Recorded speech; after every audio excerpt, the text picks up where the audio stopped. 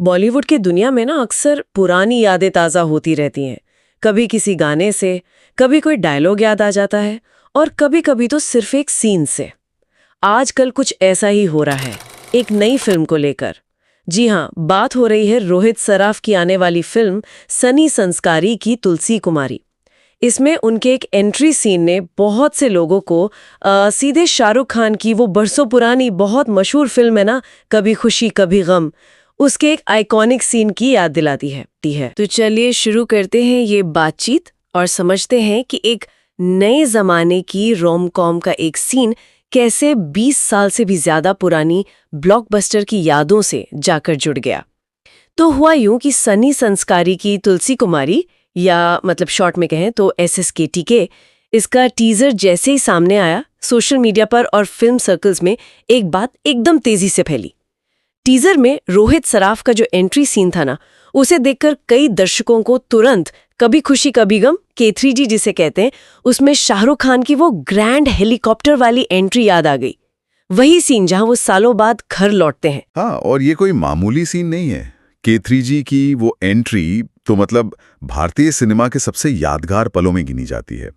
अब सोर्स उसे सिर्फ आइकॉनिक कह रहा है, जो उसकी अहमियत बताता है, पर उसके पीछे बहुत कुछ है।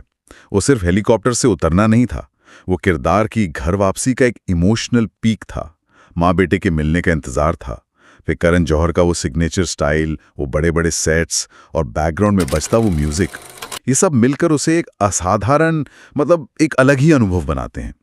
लोगों के जहन में वो सीन आज भी उतना ही ताज़ा है, उतना ही असरदार है। इस पर हम शायद बाद में और बात करें, लेकिन पहले ये देखते हैं कि जब रोहित सराफ से पूछा गया इस बारे में तो उन्होंने क्या कहा। हाँ, ये वाला हिस्सा काफी दिलचस्प है। SSKTK के ट्रेलर लॉन्च इवेंट में, जैसा कि बॉलीवुड बबल ने रिपोर्ट किया, रोहित सराफ से सीधा इस तुलना पर सवाल किया गया और उनका जवाब काफी सधा हुआ था और विनम्र भी। उन्होंने कहा ये सभी तरह से सम्मान की बात है। उनके असल शब्द थे, it's all kinds of honour actually. फिर उन्होंने बात को आगे बढ़ाया और कहा, मुझे लगता है कि इतना प्रतिष्ठित शॉट मिलना बहुत बड़ा सम्मान है। यानी I think it is such a big honour to get a shot as iconic as that. उन्होंने ये भी साफ किया कि ये मौका उन्हें निर्देशक शशांक खेतान और करण जौहर के प्रोडक्शन हाउस की वजह से मिला है और वो इसके लिए उनके आभारी हैं। एक और मजेदार बात उन्होंने कही, उन्होंने बताया कि ये उनके करियर के सबसे खास शॉट्स में से एक था और फिर थोड़ा मजाक में शायद, या प्रोडक्शन के स्किल की तरफ इशारा करते हुए कहा कि ये एक महंगा शॉट भी था, जिसके लिए उन्होंने फिर से प्रोड्यूसर्स को धन्यवाद दिया। उनकी बातों में एक तरह की खुशी और गर्व साफ झलक रहा था। आखिर में उन्होंने कहा, मैं पूरी तरह से अविश्वसनीय महसूस कर रहा हूँ और मुझे इसके लिए बहुत प्यार भी मिला, इसलिए मैं बहुत बहुत खुश हूँ, धन्यवाद। मतलब I feel absolutely incredible and I also got a lot of love for it, so I am very very happy, thank you. देखिए, रोहित की जो प्रतिक्रिया है वो सिर्फ विनम्रता नहीं है, इसमें एक युवा एक्टर की वो भावना समझी जा सकती है जब उसकी तुलना इंडस्ट्री के सबसे बड़े नामों में से एक शाहरुख खान से हो रही हो, और वो भी उनके इतने यादगार सीन के हवाले से। सम्मान शब्द का इस्तेमाल यहाँ बहुत मायने रखता है। ये एक तरह से इंडस्ट्री की जो विरासत है उससे जुड़ने जैसा है। शाहरुख खान सिर्फ एक एक्टर नहीं है, वो एक प्रतीक हैं, और उनसे किसी भी तरह का जुड़ाव, खासकर करियर के इस मोड़ पर, काफी अहमियत रखता है। और उनका वो महंगा शॉट वाला कमेंट भी ध्यान देने लायक है। ये सिर्फ पैसे की बात नहीं है, ये उस स्केल, उस विजन को दिखाता है जो मेकर्स ने उस सीन के लिए रखा था। ये बताता है कि उस सीन को फिल्म में एक खास जगह दी गई है, उसे एक मोमेंट बनाने की कोशिश की गई है। रोहित का इसे मानना और इसके लिए आभार जताना दिखाता है कि वो इस मौके के महत्व को समझ रहे हैं।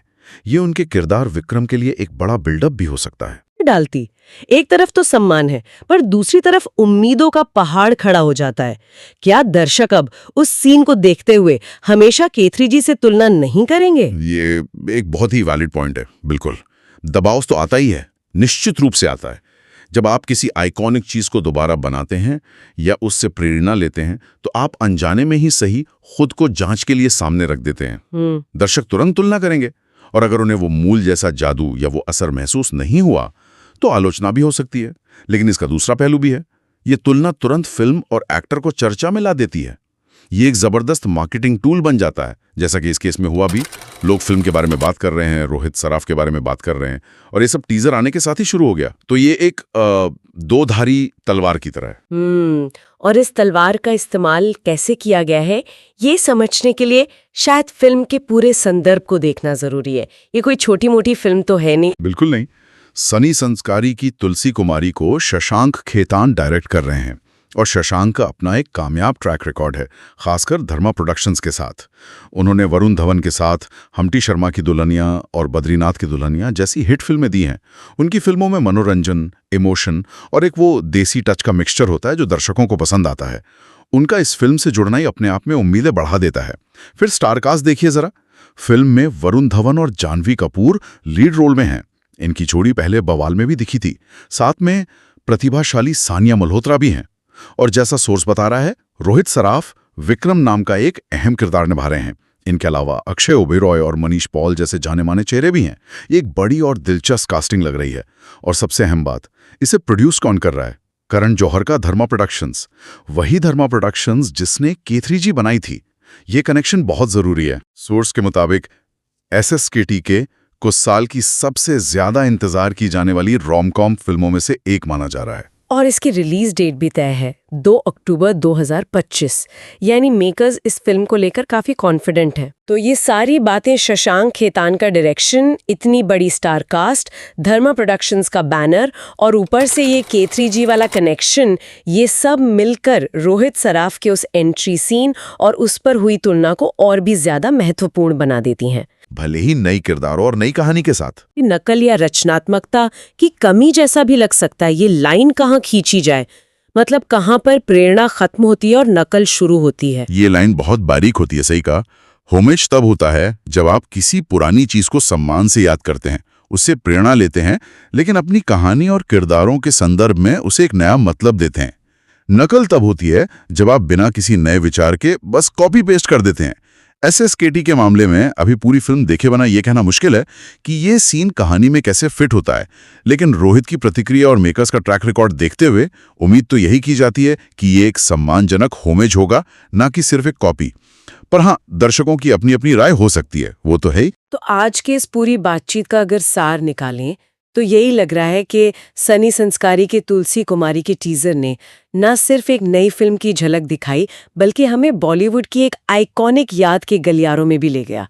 हमने देखा कि कैसे एक सीन की तुलना शाहरुख खान के K3G वाले मोमेंट से हुई और कैसे रोहित सराफ ने इस तुलना को एक सम्मान के तौर पर लिया, अपनी खुशी भी जाहिर की और साथ ही उस सीन के स्केल की तरफ भी इशारा किया।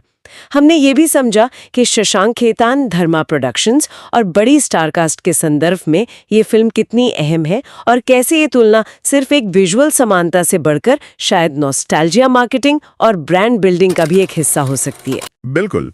और यहाँ से एक दिलचस्प सवाल उठता है जिस पर थोड़ा सोचा जा सकता है। आज के दौर में जब रीमेक, रीबूट और सीक्वल का चलन इतना जोरों पर है और पुरानी यादें बेचना एक कामयाब फॉर्मूला सा बन गया है, तो क्या आइकॉनिक सिनेमाई पलों को इस तरह छूना या दोबारा बनाना नए कलाकारों और फिल्मों के लिए जरूरी सा हो गया है? क्या ये उन्हें अपनी अलग पहचान बनाने में मदद करता है या फिर उन्हें हमेशा अतीत के जो दिग्गज हैं उनके साए में रखता है? और दर्शक के तौर पर हम इन पलों को कैसे देखते हैं? क्या हम खुली सोच से नई पेशकश का स्वागत करते हैं या हमेशा मूल से तुलना करके ही उसे परखते हैं? ये संतुलन साधना, मतलब अतीत का सम्मान करना और भविष्य के लिए नई जमीन तैयार करना, शायद आज के सिनेमा के सामने सबसे बड़ी रचनात्मक और व्यावसायिक चुनौतियों में से एक है। इस पर विचार करना जरूरी है कि कैसे विरासत को आगे बढ़ाया जाए बिना उसकी छाया तले दब जाए।